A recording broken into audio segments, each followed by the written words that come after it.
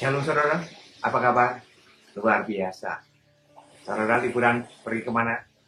Jalan-jalan? Saya jalan-jalannya ke kamar, ke WC, ke dapur, makan tupat lagi. Oh haleluya, luar biasa. Saudara siap diberkati, amin.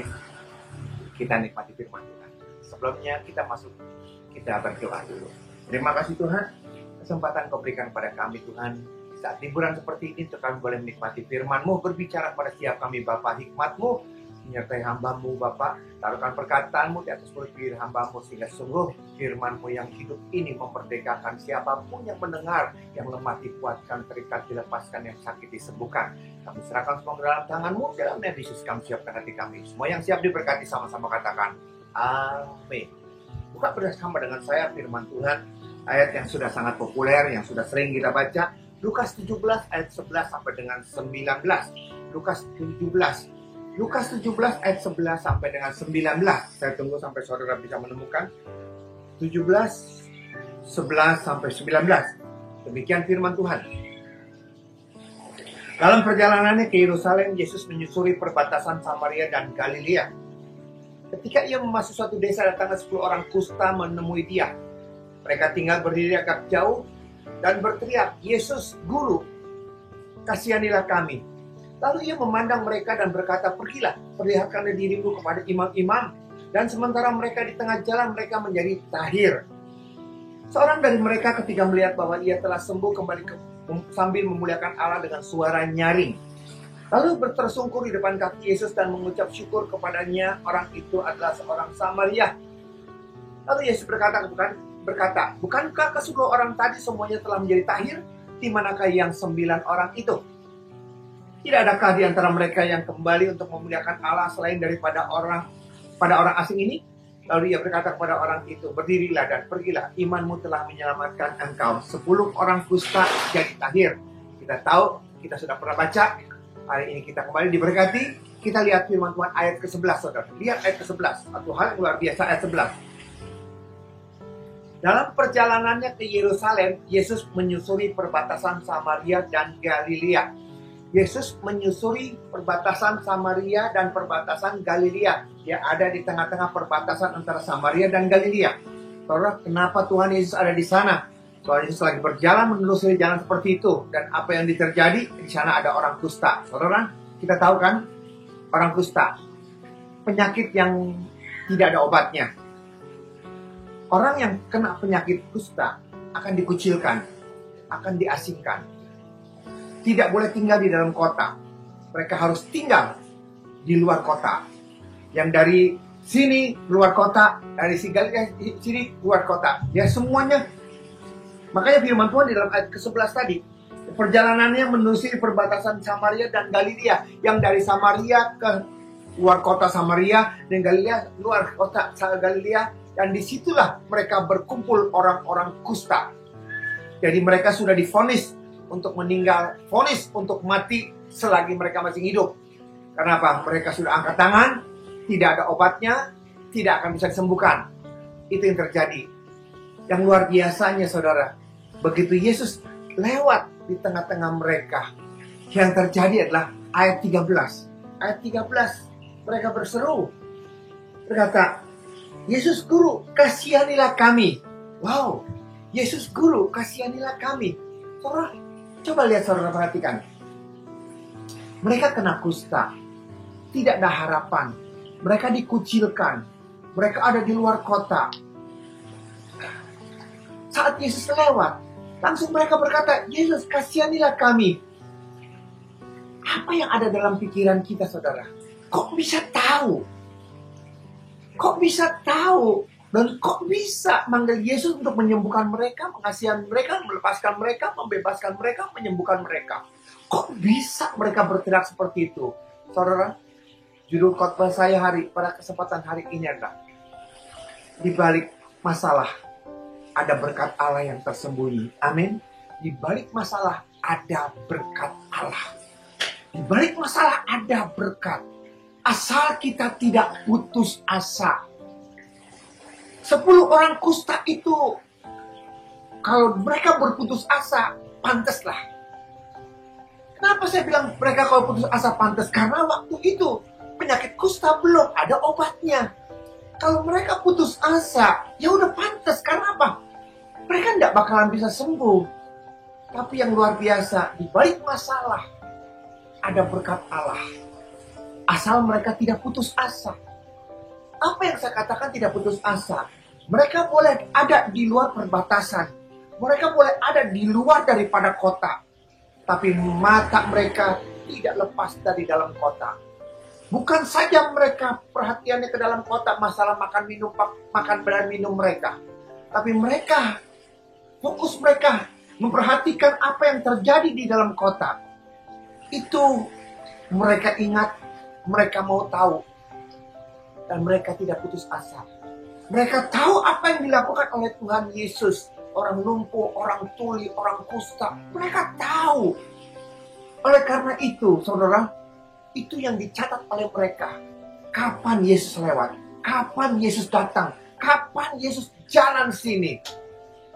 Mereka tidak akan membuang kesempatan untuk mereka mengambil kesempatan itu untuk berteriak kepada Tuhan.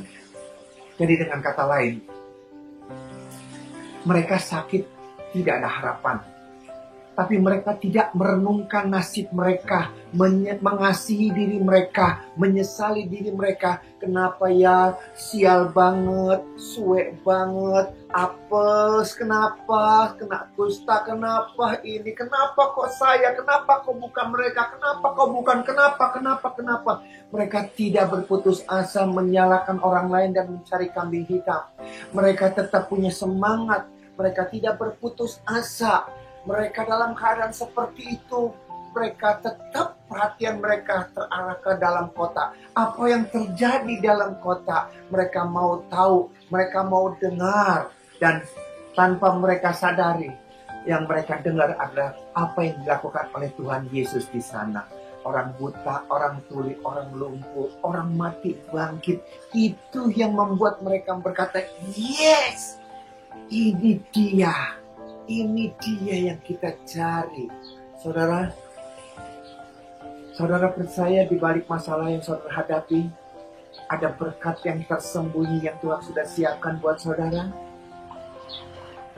Saudara percaya di tengah masalah yang sudah melampaui akal pikiran saudara, yang sepertinya sudah terlalu besar. Tidak mungkin lagi dalam keadaan seperti itu. Apa ada masih harapan saudara untuk dibebaskan, dilepaskan, disembuhkan, dipulihkan? Apakah masih ada harapan? Apakah tidak saudara belum capai putus asa? Saudara, apapun masalahmu, segala perkara dapat kita tanggung. Karena Dia yang memberikan kekuatan buat saudara saya. Katakan amin. Tidak kebetulan masalah itu ada terjadi. Tapi kalau sampai masalah itu terjadi, kita pun tidak mau itu terjadi. Tetapi kalau sampai itu terjadi, pilihan dua saudara. Terserah saudara. Mau putus asa atau mau bangkit bersama dengan Tuhan. Saudara putus asa karena saudara tidak punya uang lagi. Saudara putus asa, mungkin saudara berkata sudah berlarut-larut, sudah menyebar, sudah terlambat. Apapun alasannya. Masihkah ada harapan untuk saudara bisa disembuhkan? Karena pengharapan kita bukan kepada manusia, bukan kepada dokter, bukan kepada para ahli, orang-orang dunia, orang-orang pintar di dalam dunia. Tapi pengharapan kita adalah kepada Tuhan, pencipta alam semesta. Pengharapan kita ada hanya di dalam Dia, dan disitulah pengharapan kita tidak akan menjadi sia-sia. Amin. Maaf saudara. Saudara sadar tidak sih? Saudara sadar tidak? Sebenarnya masalah yang pelik, masalah yang mustahil, sebenarnya inilah kesempatan yang Tuhan siapkan buat saudara dan saya untuk hal-hal yang lebih luar biasa. Saya ulang lagi saudara, masalah yang membuat saudara parah sekali dan tidak mungkin bisa diselesaikan, sebenarnya inilah kesempatan untuk kita bisa melihat bagaimana mujizat Tuhan. Untuk kita bisa memperoleh berkat yang tidak bisa kita bayangkan. Kok bisa seperti itu, Pak? Di balik masalah ada berkat Allah. Tinggal berkat apa yang saudara mau ambil dan raih, itu dikembalikan pada saudara saya. Kita percaya kepada Tuhan, Dia luar biasa, bagi Dia tidak ada yang mustahil. Jadi kita datang kepada Dia waktu kita punya masalah, kita beroleh berkat. Tapi berkat apa yang saudara inginkan? Perhatikan ayat 13. Kita perhatikan ayat 13. Berkat apa yang saudara rindukan saat saudara datang kepada Tuhan? Ayat 18 dan 19 maksud saya, maaf. Tidak adakah di antara mereka yang kembali untuk memuliakan Allah selain daripada orang asing ini? Lalu ia bertanya kepada orang itu, berdirilah dan pergilah, imanmu telah menyelamatkan engkau. Lebih jelas lagi 17. Lalu Yesus berkata, bukankah ke-10 orang tadi semuanya telah menjadi tahir? Di manakah yang 9 orang itu? Kenapa cuma 1 orang yang kembali? Saudara, inilah di balik masalah kita akan lihat mujizat daripada Allah. Oke, kita akan melihat kuasa Tuhan menyatakan kesembuhan terjadi. Yes, di balik masalah ada berkat Allah. Tapi berkat apa? Ini kesempatan kita yang terakhir. Berkat kesembuhan, berkat mujizat. Yes, tidak apa-apa. Tapi yang Tuhan mau di sini adalah berkat keselamatan. 10 orang kusta itu tahir. Semuanya tahir. Mereka punya iman. Mereka percaya. Dan mereka menerima mujizat. Semuanya disembuhkan. Masalahnya satu. Siapa yang bisa menembus di balik daripada mujizat itu? 9 orang, cuma 1 orang yang bisa menembus keluar daripada sekedar kesembuhan. Saudara, diperlukan cuma 1 langkah, adalah berpikir dan merenungkan. Kalau saja mereka bisa merenungkan satu hal, penyakit kusta tidak ada obatnya, hanya diperintahkan untuk pergi memperlihatkan diri kepada imam. Di tengah jalan kesembuhan terjadi.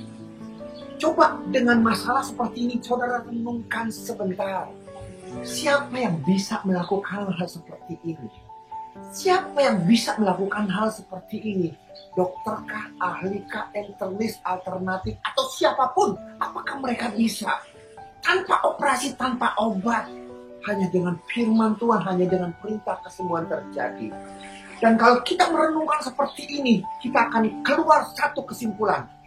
Yang bisa melakukan cuma Tuhan Yesus. Dan kesimpulan itu yang membuat kita tertarik dan kita akan datang kepada Dia dan kita berkata, terima kasih Tuhan. Campur tanganmu membuat perbedaan. Karena Engkau Tuhan, aku bukan saja sembuh. Karena Engkau aku Tuhan, aku kenal siapa yang menyembuhkan. Jadi bukan sekedar dia disembuhkan, tapi dia kepingin mengenal siapa yang menyembuhkan dia. Dan upahnya adalah, firman-Nya berkata, pergilah, imanmu menyelamatkan engkau. Yes, di balik daripada masalah ada berkat. Tapi berkat apa yang akan kita kejar? Kalau hanya sekedar berkat kesembuhan terjadi, mujizat terjadi, utang lunas, problem selesai. Kalau semacam berkat-berkat seperti itu saja, saudara, terlalu sedikit yang kita terima. Padahal Tuhan menyiapkan sesuatu yang lebih, yang tidak pernah bisa dinilai oleh orang dunia. Keselamatan buat saudara dan saya. Katakan amin. Yes, itu tujuan. Di balik masalah ada berkat Allah. Jangan salah pilih. Kita lihat lagi satu contoh yang sudah sering. Markus 5, 25, 26. Markus 5 ayat 25, 26. Markus 5, 25, 26. Ada di situ seorang perempuan yang sudah 12 tahun lamanya menderita pendarahan. Kita tahu, kita dengar, kita sudah sering ini. Ia telah berulang-ulang diobati oleh berbagai tabib sehingga telah dihabiskannya semua yang ada padanya. Namun sama sekali tidak ada faedahnya, malah sebaliknya keadaannya semakin memburuk. Saudara, kalau sampai detik ini, bukankah ini masalah problem yang kita berkata sudah tidak mungkin lagi? Tabib tidak ada bisa menolong, uang pun sudah habis, dan keadaan makin lemah. Ini yang terjadi. Bukankah ini problem yang sudah sampai pada puncaknya? Hanya tinggal saudara tunggu waktu kapan check out-nya. Itu yang terjadi. Ya, 27.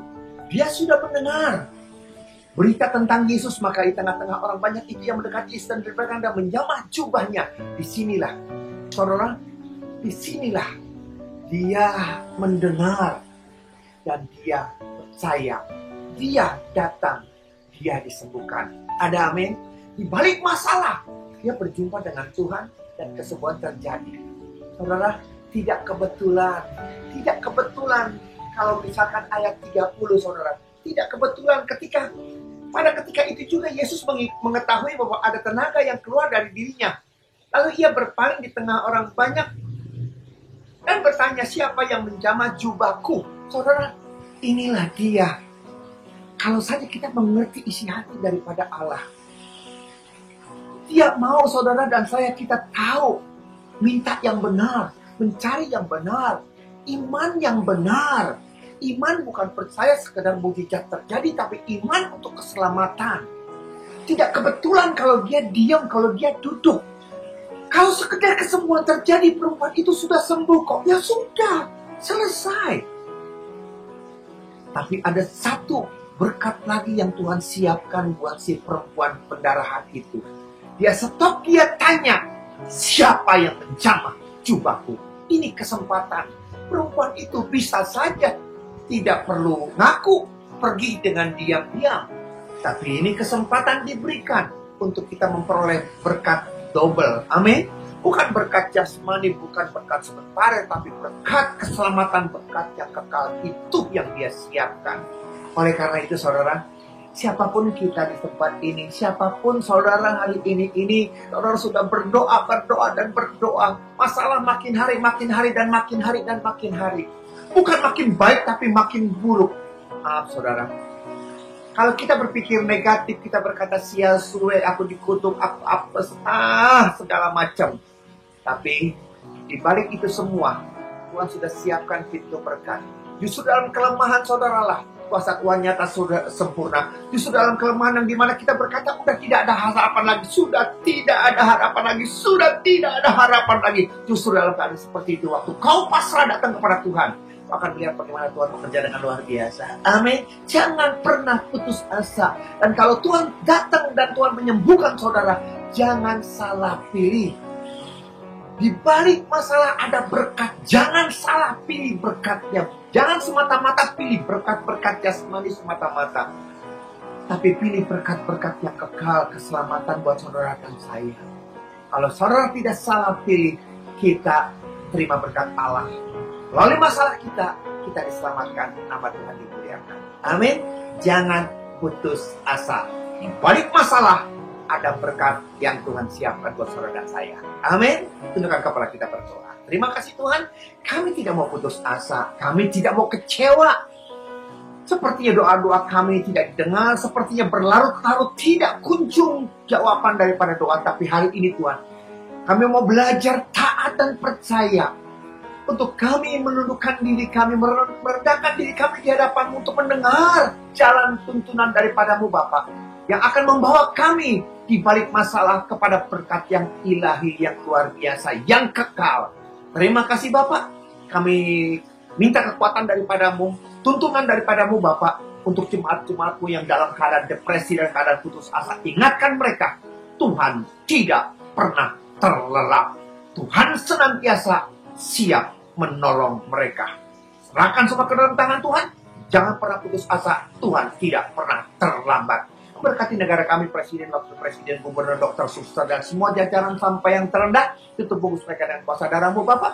Tutup bungkus Tuhan negara kami dengan kuasa darah-Mu. Pulihkan ekonomi. Nama Tuhan dimuliakan di dalam nama Yesus.